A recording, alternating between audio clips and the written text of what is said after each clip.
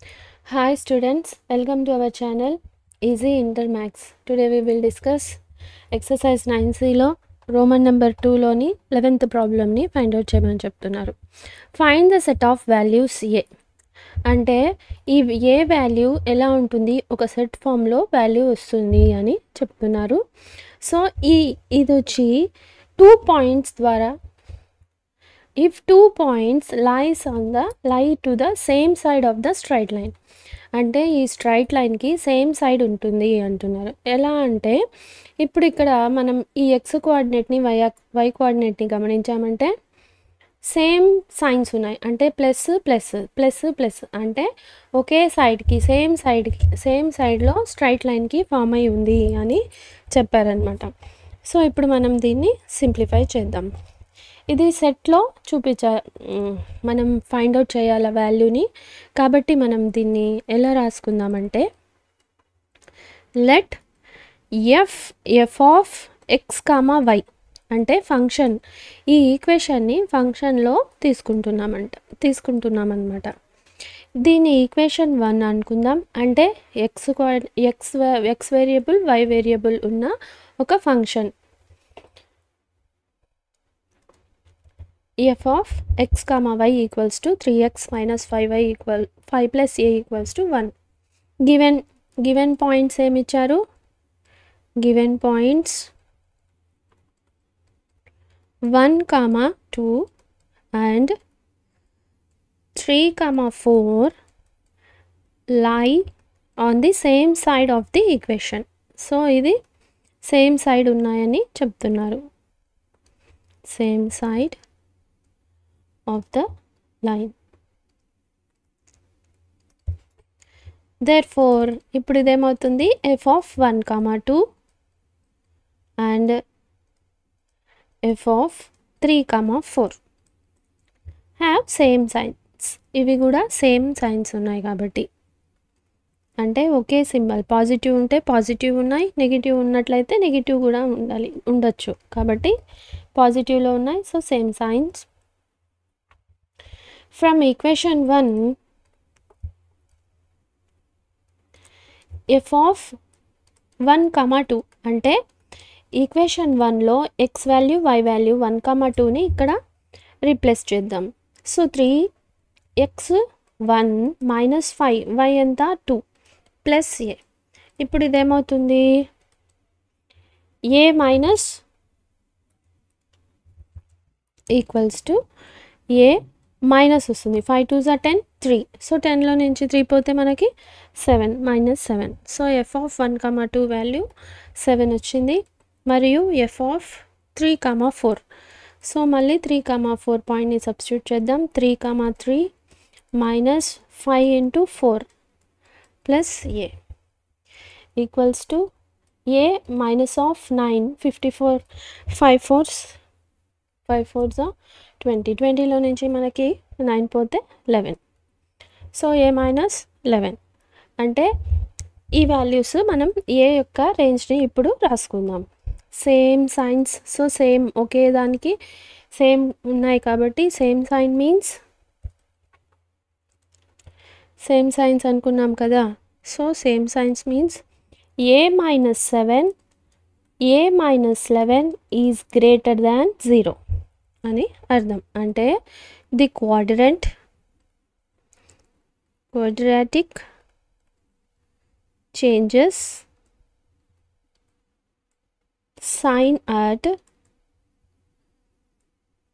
ఈ వాల్యూ ఎక్కడ చేంజ్ అవుతుంది, ఏ ఈక్వల్స్ టు 7 ఉన్నప్పుడు మరియు ఏ ఈక్వల్స్ టు 11 ఉన్నప్పుడు. కాబట్టి సో సెట్ ఆఫ్ వాల్యూ రాయాలి కదా మనం. సో దీనికోసం a minus 11 is greater than 0 implies, అంటే a is less than 7 or a is greater than 11 ఇలా అనమాట. సో అంటే 7కి 11కి మధ్య ఉన్న వాల్యూస్ తప్ప మిగిలినవన్నీ సేమ్ సైడ్లో ఉంటాయి అని అర్థం. సో దీన్ని బట్టి మనం దీని యొక్క రేంజ్ ఎలా రాసుకోవచ్చు, ఏ ఈజ్ బిలాంగ్స్ టు -∞ నుంచి 7 వరకు ఉంటుంది. యూనియన్ అదేవిధంగా దీంతో పాటు 11 నుంచి ఇన్ఫినిటీ వరకు ఉంటుంది అని అర్థం. So this is the solution. మనం సెట్లో ఏ వాల్యూని ఫైండ్ అవుట్ చేయమన్నారు, సో మనం ఇలా ఫైండ్ అవుట్ చేసామన్నమాట. దీంట్లో ఏం లేదు, మనం ఇచ్చిన ఈక్వేషన్ని ఫంక్షన్లో చేంజ్ చేసుకున్నాం. ఇచ్చిన పాయింట్స్ని రీప్లేస్ చేసి మనం ఏ వాల్యూని సెట్లో మనం ఇక్కడ ఫైండ్ అవుట్ చేసామన్నమాట, రేంజ్, అంతే. నెక్స్ట్ 12th ప్రాబ్లమ్ని సాల్వ్ చేద్దాం. షో దట్ ద లైన్స్ ఏమంటున్నారు, ఈ 3 లైన్స్ని మనం కంకరెంట్ అని ప్రూవ్ చేస్తూ ఆ పాయింట్ని కూడా మనం ఇక్కడ ఫైండ్ అవుట్ చేయాలి. ఆ కంకరెన్సీ వాల్యూ పాయింట్ని మనం ఇక్కడ ఫైండ్ అవుట్ చేయాలి. సో మనం ఇది ఇంతకుముందే డిస్కస్ చేసుకున్నాం. కంకరెంట్ వాల్యూ అని, కంకరెంట్ అంటే ఏమిటి, 3 లైన్స్ ఒకే పాయింట్ దగ్గర ఇంటర్సెక్ట్ అవుతున్నాయి అని అర్థం. సో మనం ఈ ఇంటర్సెక్ట్ అయిన పాయింట్నే కంకరెంట్ పాయింట్ అంటాము. ఈ పాయింట్ గనక ఈ 3 ఈక్వేషన్స్ని సాటిస్ఫై చేస్తే ఈ ఈక్వేషన్స్ని మనం కంకరెంట్ అని అంటాము. So solution, given lines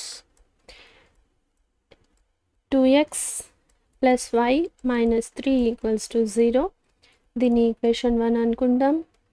so 3x + 2y - 2 = 0, దీన్ని ఈక్వేషన్ 2 అనుకుందాం. సో నెక్స్ట్ 2x - 3y - 2 = 0, దీన్ని ఈక్వేషన్ 3 అనుకుందాం.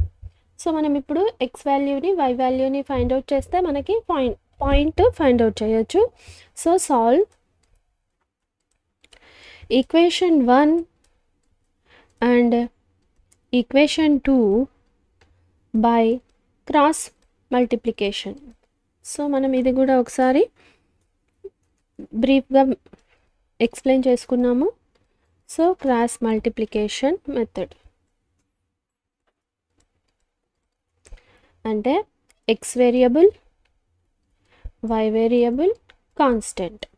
సో మనకి x వాల్యూ ఎలా ఫైండ్ అవుట్ చేస్తాం, సో ఫస్ట్ 2 ఈక్వేషన్స్ కదా సాల్వ్ చేసేది. సో x వేరియబుల్ని మనం తీసుకోకుండా ఇలా, సో xకి లెఫ్ట్ సైడ్లో, y వేరియబుల్ని కాన్స్టెంట్ని అంటే 1 - 2, సో -2.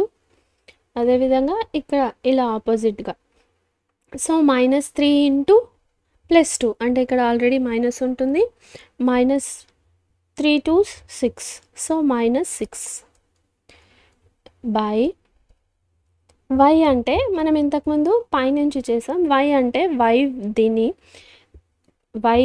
ఈ వేరియబుల్ని వదిలేసి xని కాన్స్టెంట్ని మల్టిప్లై చేయాలి, కాకపోతే రివర్స్లో చేయాలి. అంటే ఇలా 3cx, సో -3 × 3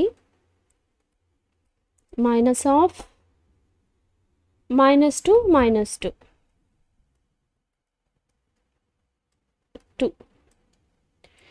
సో ఇదన్నమాట. సో ఇప్పుడు కాన్స్టెంట్ ఇదేం చేంజ్ లేదు. సో ఇది మామూలుగా 2 × 2 3 × 1, సో 2 2s 2 × 2 -3. సో ఇప్పుడు ఇది x by plus, so -2 + 6, y by -9 plus 2 2s 4, 1 by 4 -3. So x by 4, y by -5 = 1. So ఇప్పుడు మనం x వాల్యూని y వాల్యూని ఫైండ్ అవుట్ చేసేద్దాం. So x by 4 = 1, y by 5 = 1. Therefore x = 4, y = -5. Therefore point ఏమైంది మనకి ఇక్కడ 4, -5.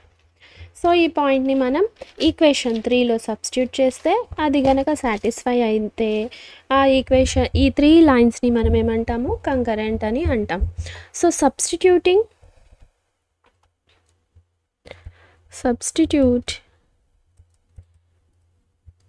x equals to 4, y equals to -5 in equation 3. We get equation 3 ఏమిటనుకున్నాం మనం ఇక్కడ. So 2x minus 3y minus 24, 2x minus 3y minus 23 equals to 0. Therefore ఇప్పుడు 2x కదా, 2 into 4 minus of 3 minus 5 minus 23 equals to 0. 2 4 8 minus of minus plus 3 by 15 minus 23. So 23 minus 23. So ఈ equation satisfy అయిపోయింది. So 0 equals to 0. So since ఇలా ఈ పాయింట్స్ని ఏమంటాం మనం, above 3 lines are 1 2 3 lines are concurrent.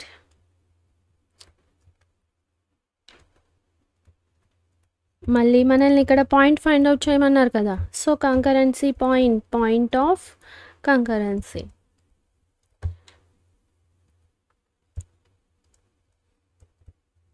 ఏమా point, x value 4 y value -5. So 4, -5 ఈ point ద్వారా ఇవన్నీ కంకరెంట్ లైన్స్ అన్నమాట. సో మనం ఇచ్చిన లైన్స్ని కంకరెంట్ అని ప్రూవ్ చేయాలి. ఎక్స్ వాల్యూని వై వాల్యూని 2 ఈక్వేషన్స్ ద్వారా ఫైండ్ అవుట్ చేసి వచ్చిన పాయింట్ని మనం థర్డ్ ఈక్వేషన్లో సబ్స్టిట్యూట్ చేసి అది కనుక 0 ఈక్వల్స్ టు 0 అయితే అప్పుడు మనం ఇది కంకరెంట్ అని అంటాం. ఈ పాయింట్ని కంకరెన్సీ పాయింట్ అని అంటాం. If you have any doubts, you can ask in comments. In this video, we will solve the problems 12 and 11. If you want me to solve any specific problem from any chapter, let me know in the comments so that I will upload in next video. If you like the content, like, share, subscribe to our channel Easy Inter Maths. Thank you.